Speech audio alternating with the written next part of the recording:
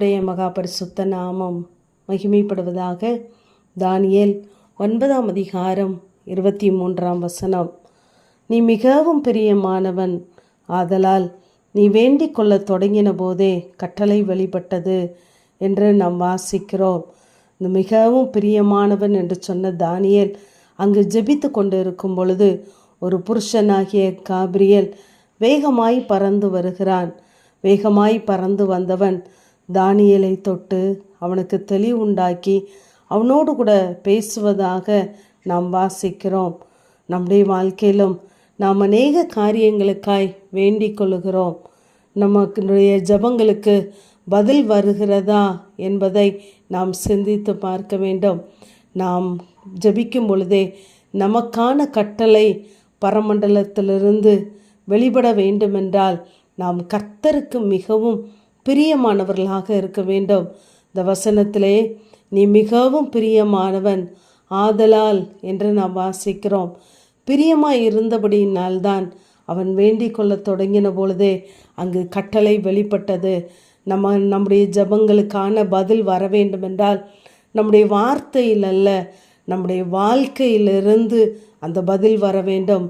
அந்த வாழ்க்கையை பார்க்கிற தேவன் அதில் பிரியப்படுவாரானால் நமக்கான பதில் நிச்சயமாகவே உண்டு. நாம் அநேக காரியங்களை நம்முடைய முயற்சியினாலே செய்து பார்க்கிறோம், ஆனால் அது நிலைப்பதில்லை.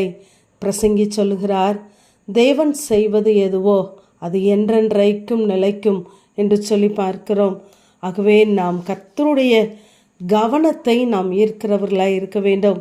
உன்னத பாட்டு 4ஆம் அதிகாரத்திலே நாம் வாசிக்கும் பொழுது என் இருதயத்தை கவர்ந்து கொண்டாய் என்று அநேக இடங்களிலே வருவதை நாம் பார்க்கலாம். அதே போல் நம்முடைய வார்த்தைகள், நம்முடைய செயல்கள், நம்முடைய கிரியைகள் தேவனை கவர்ந்து இழுக்க வேண்டும். தேவனை நம் பக்கமாய் இழுத்து கொள்ளும்போது நாம் செய்கிற காரியங்கள் தேவனுக்கு பிரியமாய் இருக்குமானால் அவருடைய பார்வை நம்மேலே இருக்கும் என்பதில் எந்த சந்தேகமும் இல்லை.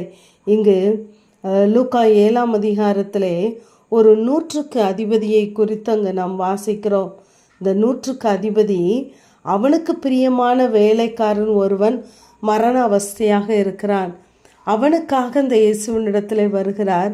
அப்பொழுது அவர்கள் சொல்லுகிறார்கள், நீர் இந்த தயவு செய்வதற்கு இவன் பாத்திரனாய் இருக்கிறான் என்று எல்லாரும் சொல்லுகிறார்கள். ஆனால் அவன் சொல்கிறான், இயேசு என்னுடைய வீட்டிற்கு வருவதற்கு, அவர் என் வீட்டுக்குள்ளே பிரவேசிப்பதற்கு நான் பாத்திரன் அல்ல என்கிறார். இப்படிப்பட்ட வார்த்தையை தேவன் கேட்டு ஆச்சரியப்படுகிறார்.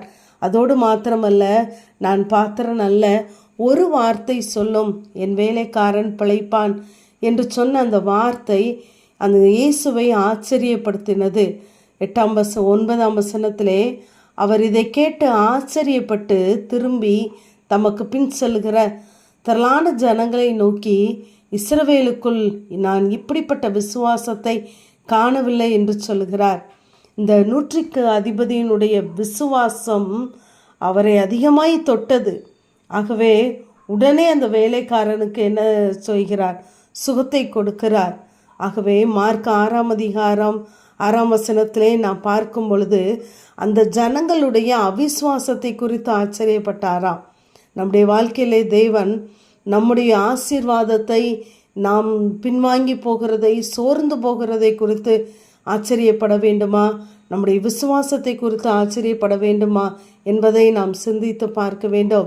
நமக்கான பதில் வர வேண்டுமென்றால் நம்முடைய விசுவாசத்தை, நம்முடைய வைராக்கியத்தை, கர்த்தர்க்காய் நாம் பாராட்டுகிற செய்கிற செயல்களை குறித்து அவர் ஆச்சரியப்படுவாரானால் நம்மையிலே பிரியமாயிருப்பார். நாம் வேண்டிக் கொள்ளுகிற காரியங்களுக்கு தெய்வ சமூகத்திலிருந்து கட்டளை வெளிப்படுத்தப்படும். அந்த கட்டளை வெளிப்படுத்தப்பட்டாலே அது வேகமாக நம்மிடத்திலே வந்து சேரும். ஆகவே கர்த்தருக்கு பிரியமானதை செய்வோம். கர்த்தர் நம் ஜபத்தை கேட்பார். ஆமேன். ஜபம். பிதாவாகிய தேவனே, குமாரனாகிய இயேசு கிறிஸ்துவின் நாமத்தின் மூலமாய் உடைய சன்னிதானத்தில் வருகிறேன். நீ மிகவும் பிரியமானவன், ஆதலால் நீ வேண்டிக் கொள்ள தொடங்கிய போதே கட்டளை வெளிப்பட்டது என்ற வேத வார்த்தையின்படி கர்த்தாவே, இன்னும் நாங்கள் உமக்கு பிரியமாய் வாழ கர்த்தர் எங்களுக்கு கற்றுத்தாங்க. இயேசுவின் மூலம் ஜெபங்க ஏழுமங்கள் நல்ல பிதாவே. ஆமேன்.